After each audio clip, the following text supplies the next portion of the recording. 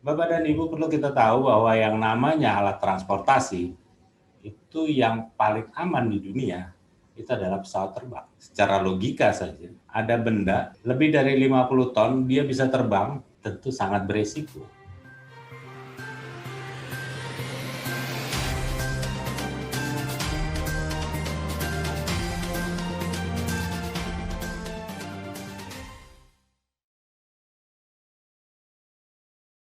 Saya baru datang dari Surabaya. Ada workshop di sana dan saya melihat bandara penuh. Dan tentunya kita tahu bahwa pemerintah saat ini sedang menyarankan untuk tidak banyak beraktivitas di luar rumah. Bapak dan Ibu, kita sudah tahu bahwa Amerika punya masalah. Tahun 2008, 6 tahun dia bisa recovery. Kemungkinan besar Indonesia akan recovery dalam jangka waktu yang cukup lama. Untuk itu, perlu Bapak dan Ibu pikirkan kembali bisnis apa yang perlu Bapak dan Ibu lakukan ke depannya. Tentu kita tahu bahwa Forex itu adalah instrumen keuangan yang paling berbahaya di muka bumi ini. Tapi Bapak dan Ibu perlu tahu bahwa sebenarnya apabila kita tahu SOP-nya, maka yang namanya Forex itu adalah instrumen yang menurut saya adalah yang paling sempurna untuk diperdagangkan. Pada prinsipnya tidak membutuhkan ruang yang cukup besar, artinya tidak perlu sewa lokasi, nggak butuh tenaga kerja, tidak melihat gender, tidak melihat strata di lingkungan, apakah kita kaya atau miskin. Dan yang terpenting adalah bisnis ini sangat liquid. Artinya kapanpun kita akan withdraw atau menarik uang, silakan saja. Tapi pada bisnis-bisnis yang lain, tentunya kita harus menunggu sampai batas waktu tertentu. Bapak dan Ibu, kemudahan dari Forex itu juga menjadi suatu unggulan, yaitu dia bisa mempunyai peluang dua arah. Pada saat harga naik kita bisa untung, dan pada saat turun kita juga bisa untung. Dan itu juga yang diberikan oleh konsultan, mentor, atau marketing pada saat Anda mulai tertipu sama bisnis ini. Dikatakan bahwa bisnis ini adalah mudah sekali, tapi ingat, sebenarnya bisnis ini tidak untuk semua orang. Bapak dan Ibu perlu kita tahu bahwa yang namanya alat transportasi itu yang paling aman di dunia itu adalah pesawat terbang. Secara logika saja, ada benda lebih dari 50 ton dia bisa terbang, tentu sangat beresiko. Tapi dengan SOP yang benar, dengan suatu ketentuan-ketentuan dan disiplin yang tinggi, pesawat terbang adalah alat transportasi yang paling aman. Dibandingkan dengan kecelakaan sepeda motor yang mungkin setiap hari di dunia kita bisa dengar, lalu kecelakaan mobil misalnya, atau kendaraan motor lainnya, setiap hari pasti ada. Sedangkan pesawat terbang dari seluruh dunia belum tentu satu hari terjadi suatu kecelakaan. Mengapa demikian? Karena pada prinsipnya semuanya mematuhi ketentuan yang ada. Dia landing harus ada ketentuannya, dia mau take off dia ada ketentuannya. Begitu juga dengan pilotnya, pasti menempuh suatu pendidikan yang cukup panjang dan pelatihan yang sangat panjang, sehingga dia bisa menerbangkan pesawat terbang dengan berpenumpang lebih dari 200 orang. Forex sebenarnya sama seperti pesawat terbang.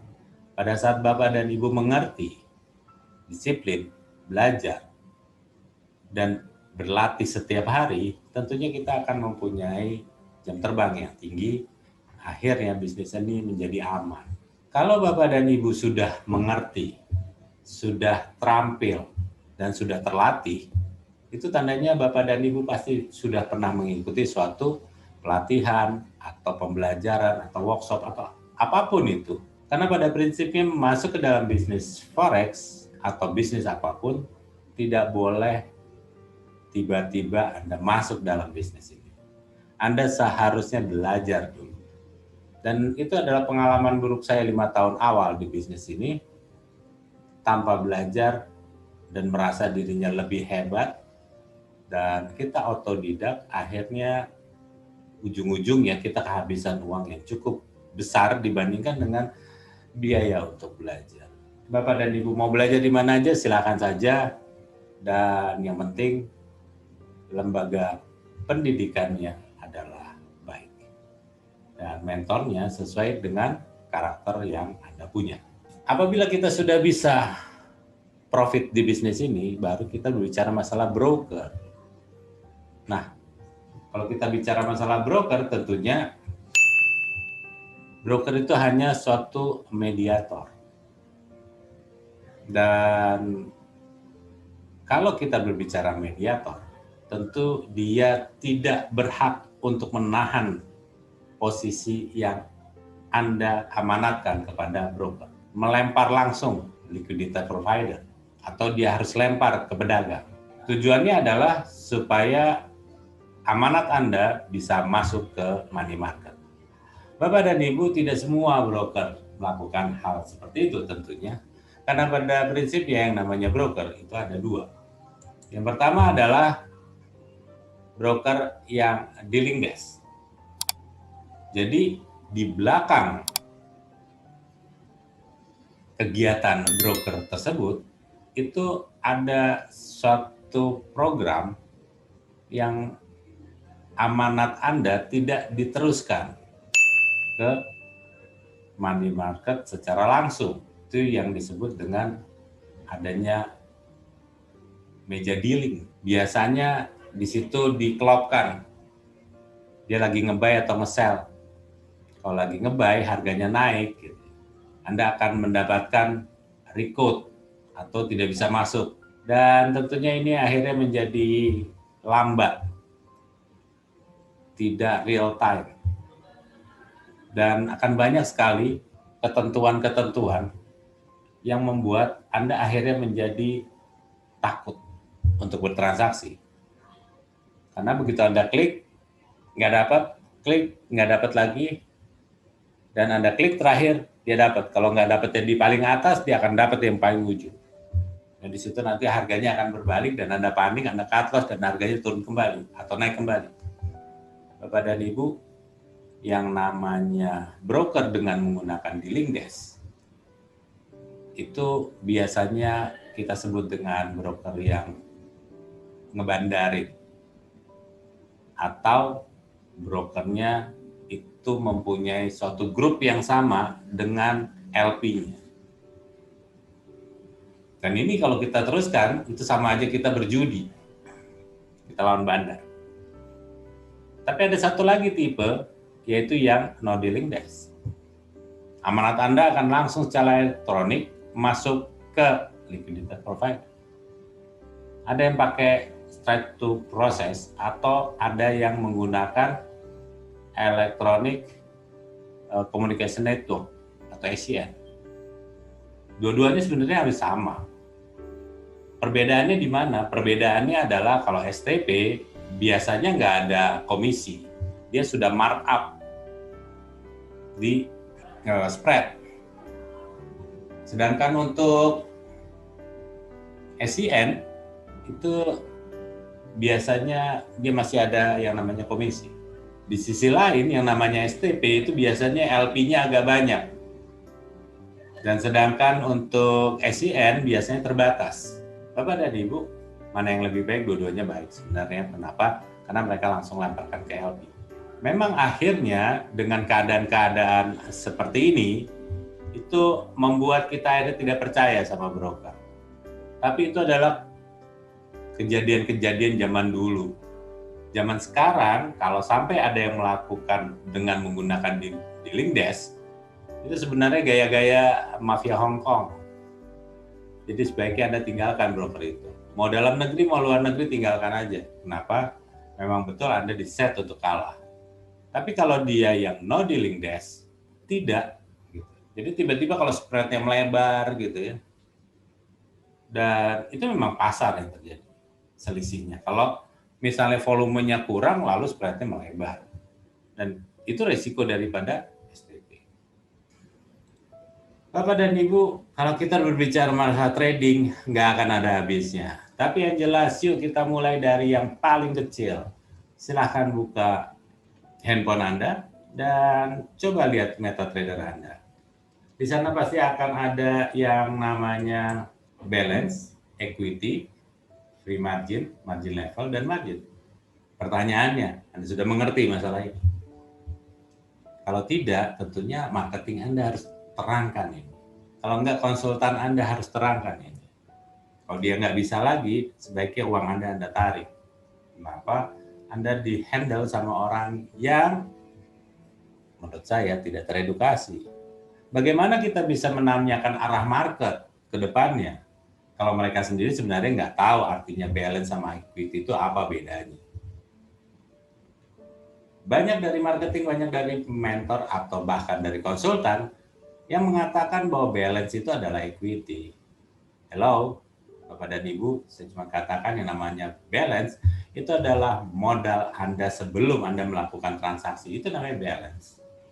Lalu bagaimana ceritanya dengan kita sering dengar yang namanya margin call. Margin call itu sebenarnya tadi kita di awal kita sudah lihat yang namanya equity, dan pada saat kita open posisi, equity kita habis, lalu margin ini kemakan, uang jaminan itu kan bisa kemakan.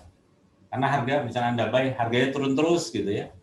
Equity-nya sudah kegerus, tinggal marginnya. Kalau Anda nggak top up, maka margin inilah yang akan diambil. Begitu keambil 1 atau 2 dolar, intinya adalah di bawah 100%, maka akan ada pemberitahuan. Dan itu namanya margin call. Lebih gampang gimana sih, Res? Lebih gampangnya adalah margin levelnya sudah mulai di bawah 100%. Margin level Anda sudah di bawah 100%. Itu tandanya apa? Anda pasti kebanyakan buka posisi. Volumenya pasti besar. Itu sebabnya margin call terjadi. Begitu kurang dari 100%, pasti alert itu akan bunyi. Dan posisi Anda akan hilang. Kalau kita berbicara masalah margin, pasti orang mengatakan bahwa tradingnya di forex ya. Hati-hati ya, forex itu berbahaya. Berbahaya kalau Anda belanja volume terlalu besar. Kalau misalnya volume tidak terlalu besar, maka aman-aman saja. Tapi pada saat Anda pertama kali diperkenalkan dengan bisnis ini, pasti marketing Anda mengatakan bahwa, konsultan Anda mengatakan bahwa Anda punya uang 10.000 US dollar. Kalau leverage 1:100, dia cuma mengatakan punya 10 peluru. Jadi kita trading nggak usah banyak-banyak, 2 peluru aja sekali masuk. Kalau sampai ada yang menerangkan gitu Bapak dan Ibu, lebih baik Anda keluar dari broker tersebut karena dia nggak berusaha untuk mengedukasi Bapak dan Ibu. Yang bagus adalah sekecil mungkin marginnya. Nanti kan untungnya kecil, Res. Pertanyaannya adalah, memang sudah bisa trading, memang sudah pernah profit konsisten. Bagaimana profit konsisten? Anda bisa lihat di link ini. Akan banyak sekali orang mengatakan bahwa bisnis ini berbahaya, tapi kalau buat saya ini adalah bisnis yang paling sempurna. Karena kalau kita pakai leverage 1:100, artinya kalau kita menang dikalikan 100, kalau kita kalah tentunya gue dikalikan 100 tentunya. Untuk itu kita perlu berlatih dan hati-hati. Dengan leverage yang besar, Anda sebenarnya sedang dibuat suatu jebakan oleh broker. Leverage yang besar tentunya akhirnya mempunyai margin yang kecil, jaminan yang kecil. Itu yang membuat Anda akhirnya belanja lebih banyak. Anda ingat, belanja lebih banyak, itu resikonya makin besar. Padahal, barang yang Anda belanjakan itu sama besarnya. Anda bisa bayangkan kalau kita mempunyai rumah, harga atau apartemen harga 1 miliar, DP-nya misalnya 30%, tapi tiba-tiba ada yang di sebelah, dia katakan bahwa DP-nya nggak perlu 30%, DP-nya cuma 10%. Anda langsung berpikir apa? Saya akan beli apartemen 3. Kalau di perusahaan yang sebelahnya, Anda punya uang 30%, hanya punya boleh DP apartemen 1. Sedangkan yang satunya, dia bilang 10% aja. Logika saja lah. Cicilannya pasti lebih besar yang 10% dibandingkan yang 30%. Karena yang keuntungan perusahaan yang menjual apartemen tersebut itu jauh lebih untung kalau DP-nya dikecilin sehingga orang banyak yang beli, tapi perhitungan pembayaran bulannya ditinggikan. Kalau Anda sudah mengerti seperti itu, sebenarnya baik. Dan itu Anda tinggal sambungkan saja kepada broker-broker yang suka ngasih leverage besar. Menguntungkan buat yang jago trading, merugikan buat yang nggak jago trading. Selalu menggunakan AutoCAD. Jadi setelah di bawah 50%, broker langsung meng-clear posisi. 50% dari apa tentunya? 50% dari margin. Bukan 50% dari equity. Oke. Jadi banyak orang kalau di bisnis ini miliaran, itu karena volumenya besar dia tradingnya. Dan begitu nanti udah lewat 100% margin levelnya, turun lagi di bawah 50%, langsung di-cut oleh perusahaan. Langsung dihilangkan open posisi. Buat saya ini yang baik kok. Yang jahat gimana, Riz? Yang jahat dia melakukan sesuatu yang namanya auto lock. Dikunci. Supaya apa dikunci? Supaya klien top up lagi. Anda bisa bayangkan, orang punya duit banyak, lalu melihat margin balance-nya tinggi, tapi equity-nya nol, tinggal sedikit, atau di bawah 50% dari margin. Bapak dan Ibu, hati-hati. Broker-broker yang masih menggunakan auto-lock pada saat Anda harusnya terkena AutoCAD, hilang semua posisi, ini ternyata masih gantung. Dan biasanya ini tentunya Anda akan kalah 2 kali. Pertama kalah dari spread, kedua kalah dari komisi, kalau ada komisinya. Yang lebih parah lagi, udah spread lebar, kena komisi, ditambah swap lagi. Atau ditambah, orang bilang rollover. Itu 2 kali lipat, bayinya kena, selnya kena. Ujung-ujungnya Pak, ujung-ujungnya habis. Tapi karena Anda nggak mau kalah, Anda pasti akan top up. Top up Anda nggak menyelesaikan masalah. Karena emang entry point-nya besar. Kebodohan orang adalah membuat lukisan-lukisan dalam cat. Sementara kita tahu yang namanya grafik itu adalah masa lalu. Banyak orang mengatakan, Riz, gue nggak setuju dengan cerita lo yang mengatakan bahwa technical itu nggak penting. Siapa bilang nggak penting? Technical itu penting karena hanya untuk entry. Dan kalau Anda seorang technical murni, pasti Anda menggunakan stop loss. Tapi Anda menggabungkan ketiga ilmu ini dan menerapkannya, Anda nggak perlu stop loss. Mengapa? Karena uang yang benar, pair yang benar, arah yang benar, dan entry yang benar, nggak perlu menggunakan stop loss. Ya tapi kan artikel-artikel kamu sekarang gunakan stop loss. Ya karena yang membaca artikel saya tidak semua orang yang teredukasi di bisnis ini. Jadi wajar-wajar saja kalau saya kasih stop loss supaya semua orang juga senang. Tetapi orang yang mengikuti workshop kami tentunya tidak pernah menggunakan stop loss karena uangnya tidak pernah habis. Bapak dan Ibu, apapun itu lembaga pelatihan Anda, tidak masalah.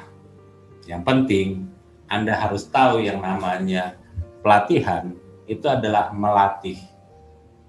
Dan kemarin kami ada di Surabaya, itu kami melatih. Dan bukan mengadakan seminar dan bukan arena curhatnya mentor, atau justru kebalikannya, mentor yang banyak berbicara dan Anda sebagai pendengar. Ini bukan pelatihan. Ini hanya sesi curhatan mentor. Bapak dan Ibu, semua rekaman ini Bapak dan Ibu bisa lihat di YouTube kami di Imperium Strategi TV. Dan yang jelas adalah investasikan waktu Bapak dan Ibu sebelum Bapak menginvestasikan uang. Silakan Anda belajar dimanapun. Yang penting jangan pernah taruh uang dulu sebelum Anda belajar. Terima kasih banyak Bapak dan Ibu. Terima kasih. kasih sharingnya. Ini adalah webinar kami yang terakhir dan kita akan bertemu lagi nanti di tahun 2021.